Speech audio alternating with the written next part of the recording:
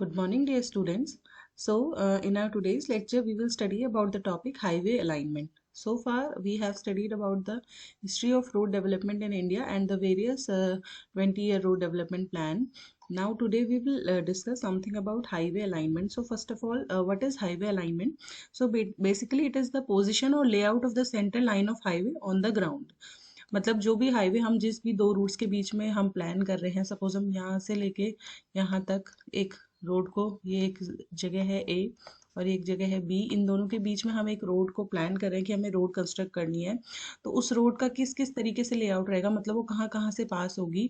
Suppose वो इस तरीके से पास होगी, फिर कर्व आएगा, फिर ऐसे। तो ये सब भी जो एक लेआउट बनाते हैं हम ग्राउंड पे दो जगह के बीच के रोड का, उसको हम कहते हैं हाईवे अलाइनमेंट।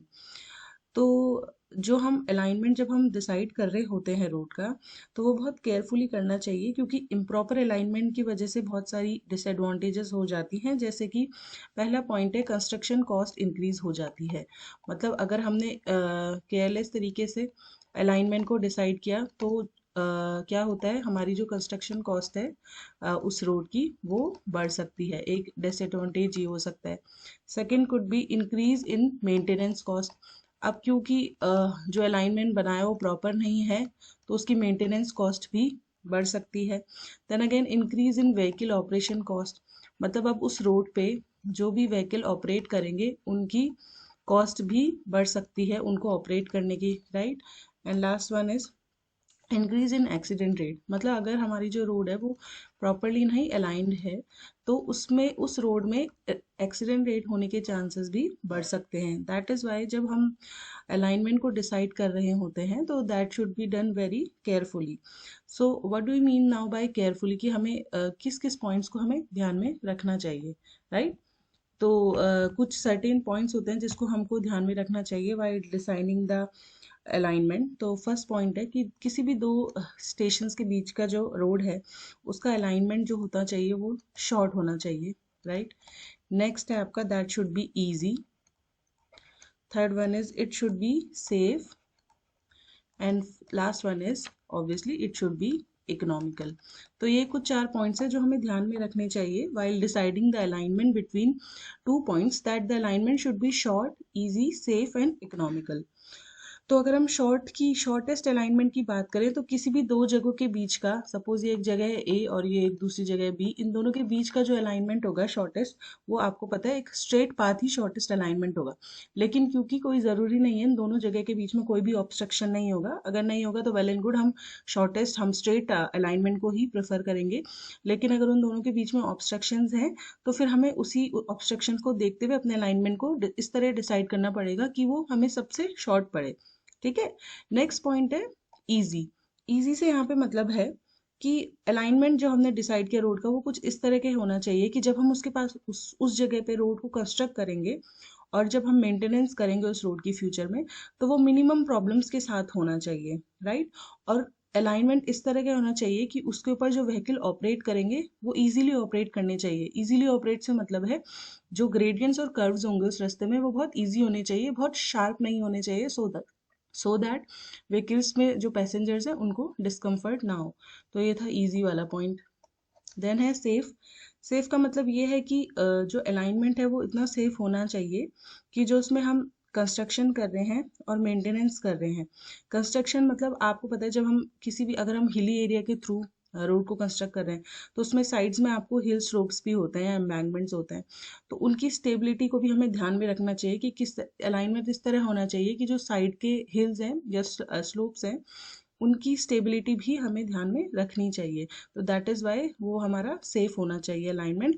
और ऑल्सो ट्रैफिक जो उससे पास होगा उसके लिए भी वो सेफ होना चाहिए।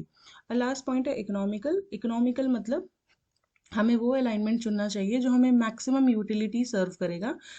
जिस मैक्सिमम यूटिलिटी से मतलब है जिससे मैक्सिमम पॉपुलेशन पास हो सके, और जो उसकी कॉस्ट आएगी पर पॉपुलेशन, तो utility value per unit length वो सबसे कम आनी चाहिए। तो उसी हाईवे अलाइनमेंट को हमें सेलेक्ट करना चाहिए। मतलब डिफरेंट हाईवे अलाइनमेंट होंगे किसी दो रूट्स के बीच में, लेकिन हमें उसे सेलेक्ट करना चाहिए जिसमें हमें कम कॉस्ट पे मैक्सिमम यूटिलिटी यानी मैक्सिमम पॉपुलेशन उसे यूज़ कर पा रही है।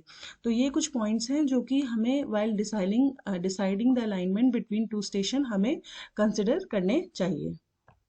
Now we will study what are the engineering survey for highway location. इसका मतलब है जब भी हम किसी भी दो जगह के बीच के हाईवे अलाइनमेंट को डिसाइड करते हैं कि किस किस रूट से हमारी रोड पास होगी, तो उससे पहले ऑब्वियसली हमको सर्वे करना होता है।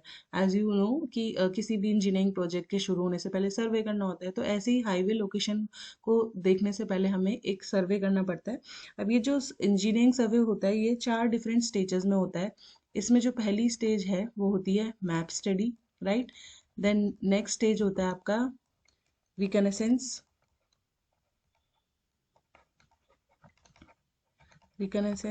थर्ड स्टेज होता है आपका प्रिलिमिनरी सर्वे,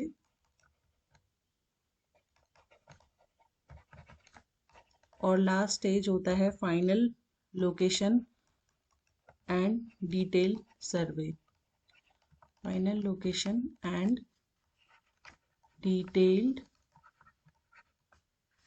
सर्वे।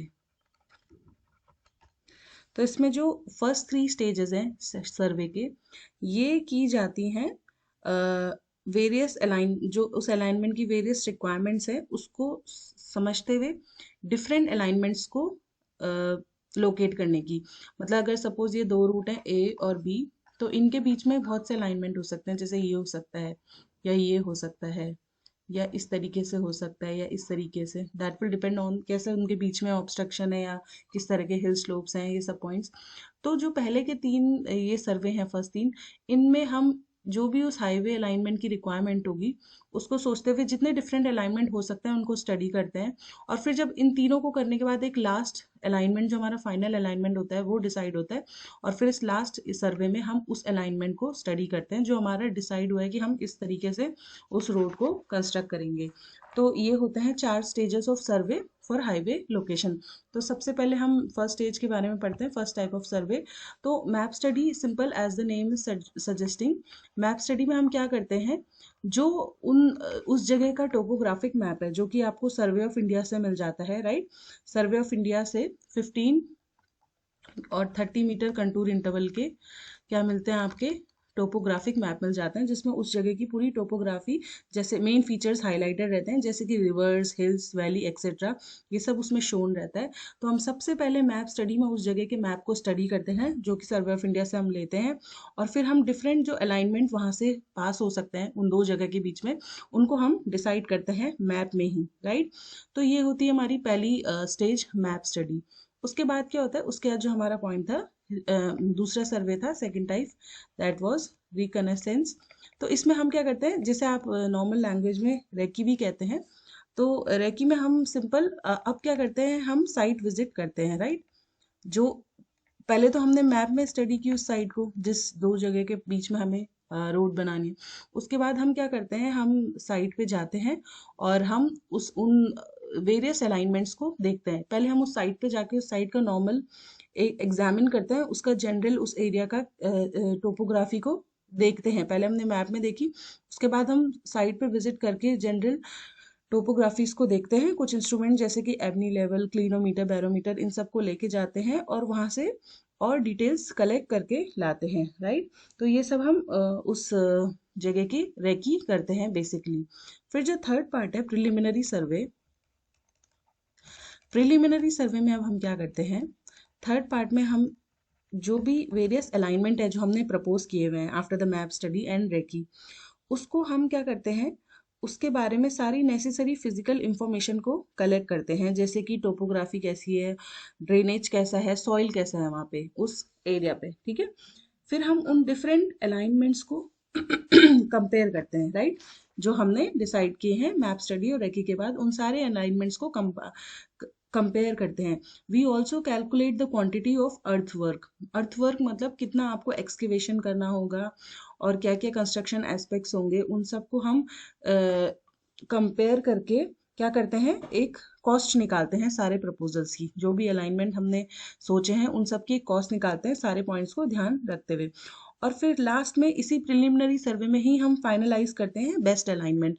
आपको ध्यान रखना है कि कौन सी स्टेज पे जो है हमारा जो अलाइनमेंट फाइनल होता है तो वो लास्ट स्टेज नहीं है, फाइनलाइज द बेस्ट अलाइनमेंट, वो सेकेंड लास्ट स्टेज है कि इसमें हम उन सारे वेरियस अलाइनमेंट्स में से बेस्ट अलाइनमेंट को चूज करते हैं। अब चूज कैसे करते हैं, जैसे मैंने बताया हम सारे एस्पेक्ट्स देखते हैं और उन वेरियस अलाइनमेंट्स के, और फिर फाइनल अलाइनमेंट को चूज करते हैं। तो ये होता है प्रीलिमिनरी सर्वे। उसके बाद आता है आपका लास्ट जो है स्टेज, दैट इज फाइनल और डिटेल्ड सर्वे, फाइनल लोकेशन और डिटेल्ड सर्वे। तो अब हम क्या करते हैं इस स्टेज पे, जो भी हमने अलाइनमेंट डिसाइड किया है कि हम इस तरीके से अपने रोड के रूट को रखेंगे, अब इस वाली स्टेज में हम उसी रूट को प्रॉपरली और डिटेल में पढ़ते हैं, सो दैट और भी हमारे जो उसमें ऑब्स्ट्रक्शंस आएंगे उस अलाइनमेंट में, या जो जो चीज़ें हमें रिक्वायर्ड होगी कंस्ट्रक्शन के टाइम में, उसको हम इसमें स्टडी करते हैं। और इसमें हम डिटेल्ड सॉइल सर्वे भी करते हैं। डिटेल्ड सर्वे में जो आपने प्रिलिमिनरी सर्वे देखा था, इसमें हम जनरल सॉइल का आइडिया लेते हैं वेरियस अलाइनमेंट्स का जो होता है, लेकिन इस डिटेल्ड सर्वे में हम एक उस सॉइल का up to a depth of 1.5 to 3 metre below the ground level हम उसको चेक करते हैं। तो एक डिटेल्ड सॉइल सर्वे भी इसी वाले सर्वे स्टेज में होता है। तो बेसिकली ये 4 सर्वेज होते हैं, सर्वे की स्टेजेस होती हैं before deciding the final alignment of road between two target points. तो ये बेसिकली आपके कुछ इंपॉर्टेंट पॉइंट्स थे। तो we'll confine today's lecture up to this. I hope the topic is clear to you. If there is any doubt, you may ask me. Thank you.